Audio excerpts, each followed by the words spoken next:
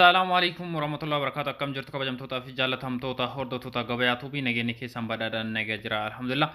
Egaa kabajamtoota fi jaallatamtoota hordoftoota keenya gabayaa tuubii irratti odeeffannoo kamuu isin biraan gahaa turuun keenya ni yaadatamaa. Kana jechuun meeshaalee biyya keenya keessatti argaman gatiin isaa maal akka fakkaatu eessatti argachuu akka dandeettanii fi kwaalitiin isaa maal akka fakkaatu akkasumas immoo tuyyuu haala ijaarsa manaa fi dallaa wal qabatee bittaa lafaaf manaa isin biraan gahaa turuun keenya ni yaadatamaa. Kana cinaattis odeeffannoo garaagaraa wanta isin beekuu fi dhaga'uu qabdan jennee isin biraan gahaa turuun keenya ni yaadatama.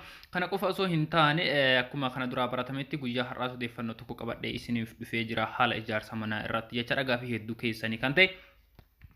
Warroonni yeroo jalqabaatiif gara chaanaalii kana dhuftan subscribe gochuudhaan maatii keenyatti dabalamaa maatii chaanaala keenya kan taatan like share gochuudhaan nu cinaa dhaabbadhaa isiniin jira. Egaa akkuma jalqabaatti isinii kaasuuf jaaletti odeeffannoon guyyaa har'aa qabadhee isiniif dhihaadhe mana luukii dhibbaa mukaan ijaaruudhaaf warroonni barbaadan akkasumas immoo warroonni yeroo dheeraaf na gaafataa turtan deebii isiniif ta'a waan jedhe isiniif qabadhee dhufee jira. Hamma xumura qophii keenyaatti nu wajjin turaan affeerraa kenna. Egaa manicha luukii dhibbaa kana jechaadha luukii normaalii ta'e humna nama hundaa giddu galeessa kan godhate sadarkaa afuriin herreega isaa isiniif hojjedhee dhufee jira jechuudha.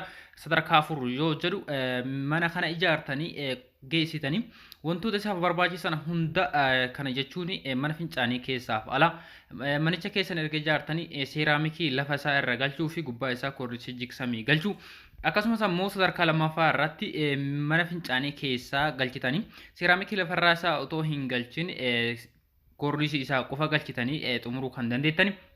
Sadarkaa sadaffaa irratti mana fincaanis kan keessa hin qabne seeraamikis lafa isaa irraa kan hin qabne korniisii jigsamis gubbaa isaa irraas kan hin qabne jechuudha. Inni afuraffaan ammoo sadarkaan isa dhuma mana kana ijaartanii mana fincaanis keessa isaatii kan hin qabne lafa isaa irraa seeraamikii kan hin qabne haa ta'u malee gubbaa isaa irra korniisii jigsamii galfachuu kan dandeettan yookaan immoo akkaataa itti galchitaniin herreega isaa sadarkaa afur kana isiniif hojjedhee dhufee jira jechuudha. Kanaaf namni hundinuyyuu kan humna keessanii yookaan ammoo kan isin madaalu kan fedhii keessanii kan ta'e sadarkaa arfan kana keessa herreega isaas gatii isaa hanga xumuraatti ogeessa dabalatee bittaa meeshaalee fi mana kana xumuruu fi qarshii hammam akka gaafatu sadarkaa afran kanaanuyyuu isiniif hojjedhee dhufee jira jechuudha. Kanaaf tartiiba isaatti meeshaalee manicha kana nu barbaachisan maal fa'aa yookaan ammoo hammami qarshii hamma nu gaafata tokkoon tokkoo kun kan jedhu isin biraan gaha. Itti aansuudhaan meeshaaleen mana kana barbaachisan hundumti isaa waliigalatti qarshii hammam nu gaafachuu kan danda'an kan jedhuu fi dhuma isaa irratti manicha kana warroonni nu ijaaru ka ogeessi nu ijaaru qarshii hammam nu gaafata kan jedhu akkasumas ammoo qarshii ogeessaaf kaffaluu dabalatee bittaa meeshaaleetii fi manicha kana xumuruudhaaf qarshii hammam nu gaafata kan jedhu isin biraan gaha jechuudha. Kanaaf jalqaba isaa irratti tokko dhagaan hammam gaafata simmintoon hagam shawaan hagam balballi isaa hammam kan jedhu tokko isaatiin isin biraan gaha waan ta'eef kana sababni akkaataa kanaan isin biraan gahuudhaan na dirqe tokko namoonni mana jalqabdanii walakkaa irra jirtan jiraachuu dandeettanii kanaaf achirraa hamma xumuraatti qarshii akkam yookaan ammoo qarshii hammam akka isin gaafatu adda baaftanii beekuudhaaf isin gargaara jechuudha. Inni lammaffaan ammoo namoonni ganaa jalqabdanis yoo ta'e jalqaba isaarraa waan isin jalqabaa jiruu fi qarshii hammam akka isin gaafatu adda baaftanii beekuudhaaf waan isin rakkisu miti waan ta'eef kanaaf namoonni baay'een as keessatti fayyadamaa ta'uu ni dandeettan jedheetii yaada. Kanaaf viidiyoon gabaabaa waan ta'eef hamma xumura isaatti yoo hordoftanii deebii waan isiniif ta'uu fi waan isin fayyadu hedduudha qabattanii as jalaa kan bahuu dandeettan jechuudha. Video hordoftanii hamma walakkaatti yoo dhiiftan herreega isaa osoo hin xumurin yoo keessaa baatanii wanti tokko waan isinii galee yookaan ammoo wanti keessa isin argatan tokkollee hin jiru jechaadha. Fakkeenyaaf bittaa meeshaalee qofa qarshii hammam akka isin gaafatu beektanii iddoo kaffaltiin ogeessaa kaffalamu itti dhahamu yookaan ammoo itti himamu bira osoo hin geenye yoo keessaa baatanii bu'aan isaan keessa argatan yookaan ammoo qarshii hammam manni keessan akka isin gaafatu wanti isin adda baafatan tokkollee hin jiru jechaadha. Kanaaf ammoo akka xumuraatti akka hordoftan gamanumaan isin gorsa. Kallattii maan gara odeeffannoo keenyaatti yoo seenne manichi luuka dhibbaa kanaa fi jalqabarratti wanti nu barbaachisu dhakaadha jechaadha. Mukaan ijaarree bolokkeettiidhaan ijaarree manicha keenyaaf dhakaan nu barbaachisa waan ta'eef kanaaf manicha kanaa fi mukaan kan ijaarame kana luukii dhibbaa kanaaf dhakaa qarshii 20 isin gaafachuu ni danda'a jechaadha. Itti aansuudhaan simmintoodha namoonni baay'een simmintoodha gatii baay'ee nu fixe kan jettanii fi gatii isaas beekuu kan barbaadan jechaadha manicha luukii dhibbaa kanaa fi simmintoo kuntaala 75 yookaan ammoo baagii isaa dhibba tokko shantama isin gaafachuu danda'a gama kuntaalatti yoo jijjiiramu kuntaala 75 yeroo darbe akkuma isin biraan gahaa turetti kuntaala tokko qarshii 650 gurguramaa jira walumaa galatti qarshii qarshii 49 amma 50 isiniif gahuu ni danda'a jecha manicha luukii dhibba kanaaf jalqaba isaarraa kaasee hamma xumuraatti mana fincaanii dabalatee manicha keessanii fi qarshii 50 yoo qopheessan simmintoon manicha luukii dhibbaatiif isiniif gahuu ni danda'a jecha egaa kabajamtoota fi jaalatamtoota hordoftoota keenya inni itti aanu ashawaadha jechaadha ashawaan makiinaa lama akkasii tiraakii lama nuuf gaha tokko isaa qarshii 6,500 gurguramaa jira yeroo kana gabaarratti walumaa galatti qarshii 13,000 yoo qopheessitan isiniif gahuu ni danda'a jechaadha. Ittaan suudhaani balballi manicha keenya kan sibiilaaf kan muka jira egaa kan sibiilaas kunis gatiin isaa akkuma yeroo darbe isin biraan gahaa turetti sadarkaa tokkoffaa lammaffaa hamma sadaffaattu jira isin kan isin barbaachisuu fi kan akka ittiin dalagattan isin gorsu isa sadarkaa tokkoffaati jechaadha kan sibiilaa kun kaareen takka qarshii 3,000 gurguramaa jira walumaa galatti manicha keenya kanaaf kaaree 26 nu gaafata jechaadha balbala hedduudha kan manichi keenya kun qabu alarraa fi keessa manaattis qaba alarraa kutaa 4 keessa manaatti kutaa 4dha kan inni qabu jechaadha walumaa galatti alarraa balbala baay'ee waan qabuuf kaaree 26 nu gaafata kaareen tokko yeroo kana qarshii 3,000 gurguramaa jira walumaa galatti balbala kanaa fi qarshii 78 isin gaafachuu ni danda'a jechaadha kan muka tokko yoo galchitan isin gahaadha jedhee yaada warri tokko 2-3 galchuu barbaadan tokko isaa qarshii 8,000 dalagamaa jira jechaadha yeroo kana kanaan hirreeddanii balbala hammamoo kan ammoo kutaa hammamitti balbala kana galchuu kan barbaadan hirreeddaniiti adda baasuu ni dandeettan jechaadha an tokkoon isin hojjedhee jira tokko isaa qarshii 8,000 jechaadha yeroo kana.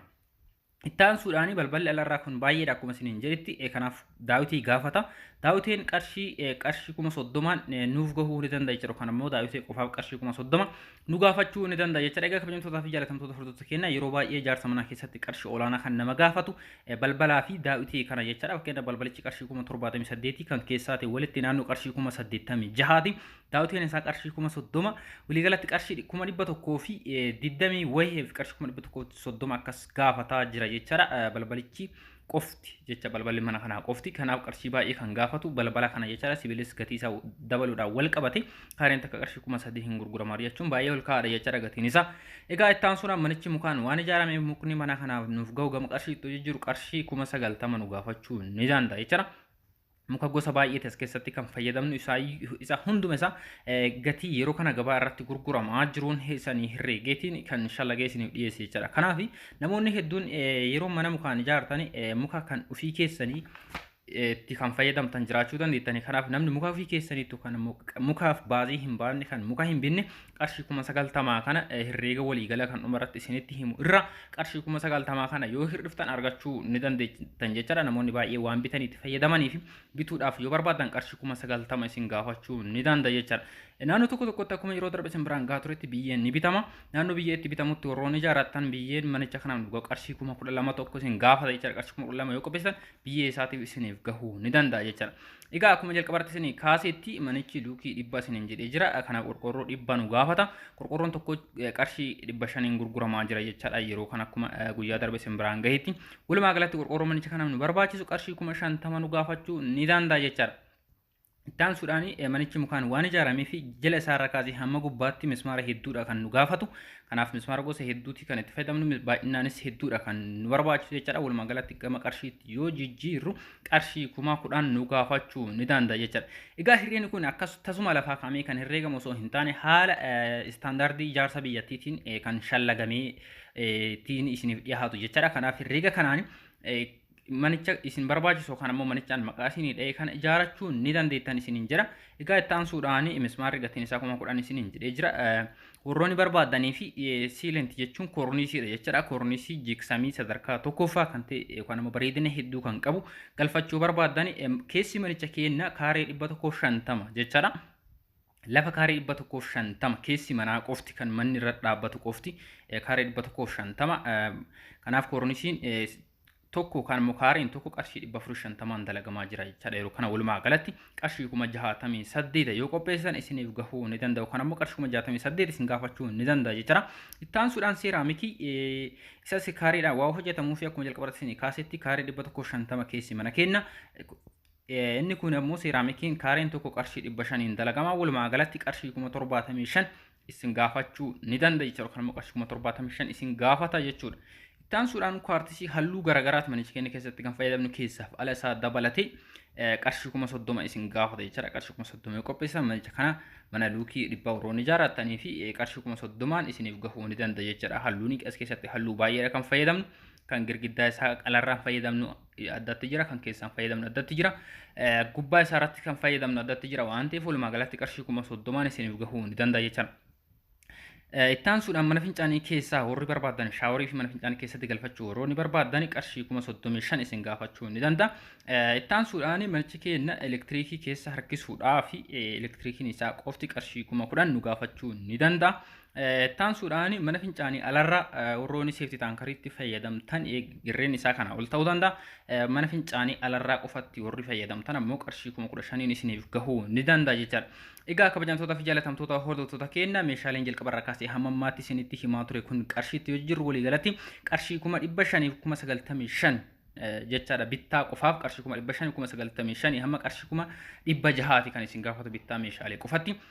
Inni kuni meeshaalee baay'eedha jecha as keessatti kan fayyadamtan mana fincaanii keessaa falaa qaba. Lafarraa seeraamikii qaba, gubbaa isaarra jigsamii qaba.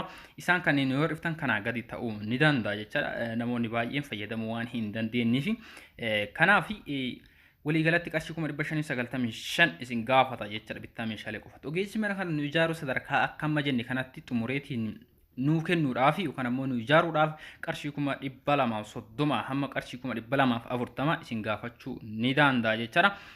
Walumaa galatti akkuma jalqaba isin kaasisanitti sadarkaa afuriin isiniif hojjedhee dhufee jira isiniin jedhee jira. Sadarkaa tokkoffaa irratti mana fincaanis kan hin barbaanne mana fincaanis kan barbaadan keessa isaatii shaaworiif mana fincaanii akkasumas immoo lafa isaarra seeraamikii fi gubbaa isaarra koornisii jigsame warroonni galchuu barbaadan ulaagaa isaa hunda guuttanii gisee tokko xumuruu warroonni barbaadan qarshii 825 isin gaafata jechaadha.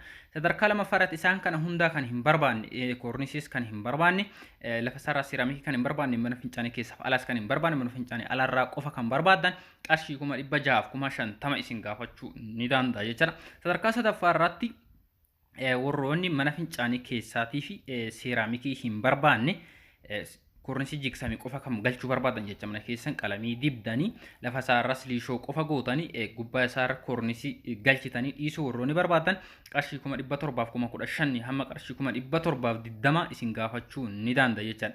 Sadarkaa dhumaa irratti mana fincaanis kan hin barbaanne seeraamikiis kan hin barbaanne koornisiis kan hin barbaanne jechaadha qarshii 647 hamma qarshii 645 isiniin jedhee jira. Afuraffaa irratti seeraamikii qofa kan galchuu hin barbaanne namoonni baay'een mana fincaanii keessaa falattis galfatanii shaaworis keessa manaatii qabaatanii gubbaa isaarra koornisiis seera jigsamii galfatanii lafa isaarra immoo seeraamikii galchuu hin barbaadan maaliif minxaafii gosa garaagaraa lafa isaarratti fayyadamu waan barbaadan minxaafii yoo fayyadamtani seeraamikiin isin hin barbaachisu jechaadha dhiisuu dandeettani. Warroonni akkasitti ijaarrachuu barbaadan seeraamikii qofa keessaa dhiisuu barbaadan isachirraa fi ulaagaa hunda guutuu warri barbaadan qarshii 750 yoo qopheessan isiniif gahuu ni danda'a jechaadha. Egaa kabajamtoota fi jaalatamtoota hordoftoota keenya odeeffannoo guyyaa irraa qabadhe isin dhufe kan hanga ammaa isin biraan gahaa ture kana jechaadha. Akka hubachiisaa ta'etti wanti isinitti himuu barbaaduu fi dhagahuu qabdan jedheeti yaadu. Egaa qarshii guddaadha jecha kana amma ammaatii hirreenneetiin xumurarra geenye kun haa ta'u malee isa kana yeroo tokkotti qopheessitanii qabaachuu dhabuu ni dandeettani.